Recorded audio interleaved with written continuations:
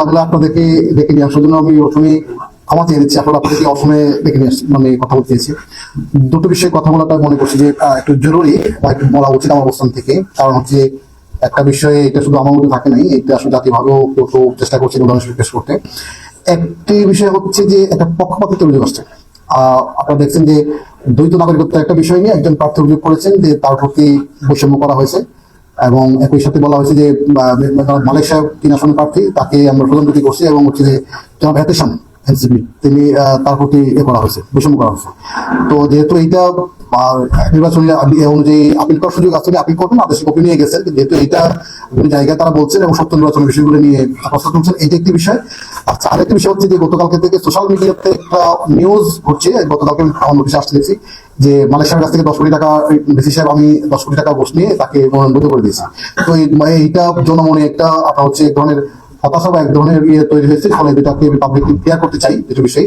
এই জন্য আপনাদের একদম এই দৃষ্টির বক্তব্য দেওয়ার জন্য মূলত আজকে সময় হয়েছে।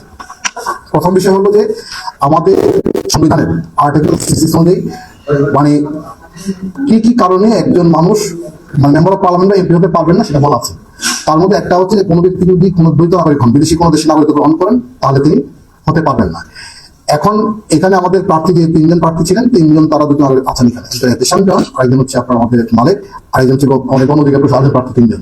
তো প্রথম দিন আসলে যারা মালিক সাহেব হচ্ছে গণ অধিকার পরিষদের কোনো একটা ডকুমেন্ট দিয়েছিলেন, সেটা আমার সাথে হয়নি। আমরা চেয়েছিলাম যে ওনারা শুধুমাত্র লয়ার ফার্ম, যে ফার্ম আছে সলিসিটর ফার্ম, সেই ফার্মের মাধ্যমে যে আবেদনটা জমা দিয়েছেন ওইটা দিয়েছেন। তো এইটা প্রভিশনটা হলো যে মানে যে দেশের উনি নাগরিক, ওই দেশের ইমিগ্রেশন বা সিটিজেনশিপ অথবা হোম মিনিস্ট্রি যারা এটা ডিল করে তাদের কাছে আবেদনটা মানে নাগরিকত্ব এটা জমা দিয়েছেন বা আপনার সারেন্ডার করেছেন প্রত্যাহার করার জন্য, সেইটা দিতে হবে। অথবা আমাদের বাংলাদেশে যদি ইউকে হয় সিটিজেন, তাহলে ইউকে আমাদের ঢাকা হাই কমিশন আছে, হাই কমিশন সেখানে উনি নাগরিকত্ব সারেন্ডার করেছেন, এইটা রিসিভ কপি দিলেই আমাদের কাছে আমরা অ্যাকসেপ্ট করি। এরপর প্রক্রিয়া হলো যে এটা পর ভেরিফিকেশন হয়ে পরে আসে, এবং এটার বিষয়টা হলো যে এটা যদি কেউ পাসও করে দেয়, পাস করার পরেও কিন্তু যদি প্রমাণিত হয় যে উনি আসলে দ্বৈত নাগরিকত্ব না আছেন, এবং পাস হওয়ার পরেও কিন্তু এই কারণে ওনার নাগরিকত্ব মানে মেম্বার পার্লামেন্ট বা এমপি হিসেবে অবৈধ হয়ে যাবেন, এটা মেম্বারশিপ থাকবে না। এটি হলো আইন, এটি হলো নিয়ম। সুতরাং এটা 3 মাস 6 মাস পরেও যদি প্রমাণিত হয় যে উনি যদি নাগরিক বাইরে ত্যাগ করেন বা ওনার গৃহীত হয়, তাহলে কিন্তু মেম্বার পার্লামেন্টে থাকবেন যদি পাস করেন। তো এখন এখানে যেটা হবে করতে পারেন, সবকিছু দিতে পারে হলো আমরা 3 তারিখে কিন্তু আমরা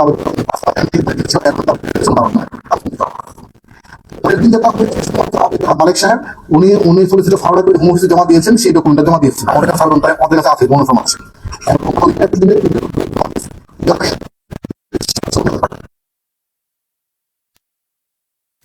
এটা বলেছেন যে আলোচনায় যে করেছেন আপনার উনি মানে সারেন্ডার করেছেন, মানে এটা উনি উল্লেখ করেছেন উনি দ্বৈত নাগরিক ছিলেন, কিন্তু সেটা উনি সারেন্ডার করেছেন, কিন্তু সেই সারেন্ডারের সাথে সংশ্লিষ্ট কোনো ডকুমেন্ট দিতে পারেন। তো যেহেতু উনি মানে কোনো ডকুমেন্ট দিতে পারেনি, ফলে আমাদের বাধ্য হয়ে কিন্তু আমাদের বিধানভাবে এটাকে বাতিল করতে হয়েছে। হ্যাঁ, এখন যেটা হলো সেটা হলো যে আপনার নির্বাচন কমিশনই এটা আপনার হচ্ছে যে আপিল করার সুযোগ আছে, উনি আমাদের আদেশে কপি নিয়ে গেছেন। নির্বাচন কমিশন যদি এটা মনে করেন যে না, তারপরে বিবেচনা করার জন্য সময় দেন বা মনে করেন ঠিক আছে পাস করার পরে বিষয় কমিশন দিতে পারেন question clear. As a returning officer আমার কাছে যেহেতু কোনো ডকুমেন্ট বা কোনো সাবমিশন বা কোনো কিছু দিতে পারেন নাই, ফলে তাকে কিন্তু বাতিল না করে আমাদের কোনো উপায় ছিল। সুতরাং এখানে পক্ষপাতিত্বের কোনো অভিযোগই কিন্তু একেবারেই মানে ভিত্তিহীন বলে মনে করি, এটা একটা বিষয়।